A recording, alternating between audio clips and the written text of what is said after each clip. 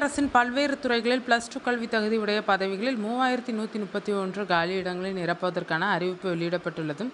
இது தொடர்பாக மத்திய அரசின் பணியாளர் தேர்வாணைய தென்மண்டல தலைவர் கே.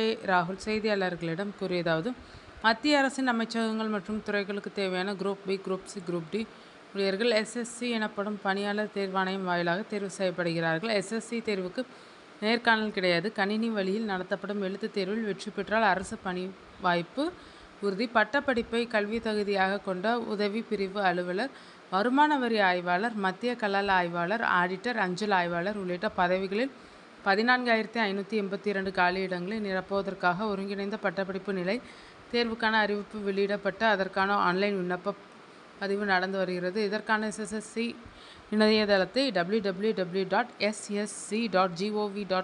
பயன்படுத்தி ஜூலை 4 வரை பட்டதாரிகள் விண்ணப்பிக்கலாம். இந்த பதிவுகளுக்கு சம்பளம் ரூ.75,000 வரை கிடைக்கும் நிலையில் தற்போது கீழ்நிலை எழுத்தர், இளநிலை செயலக உதவியாளர், டேட்டா என்ட்ரி ஆபரேட்டர் ஆகிய பதவிகளில் 3131 காலியிடங்களை நிரப்புவதற்கான தேர்வுக்கு அறிவிப்பு வெளியிடப்பட்டு இருக்கிறது. இதற்கு 12ஆம் வகுப்பு தேர்ச்சி பெற்றிருந்தால் போதும்.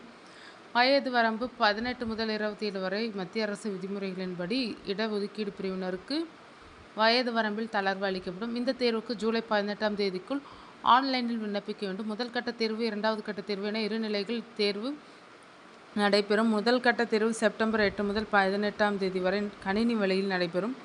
இந்த பதவிகளுக்கு சம்பளம் ரூ.32,000 முதல் 45,000 வரை பெறலாம்.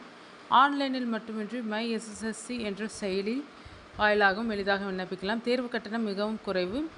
பெண்கள், SC/ST வகுப்பினர், மாற்றுத்திறனாளிகளுக்கு தேர்வு கட்டணம் கிடையாது. இவ்வாறு அவர் கூறினார்.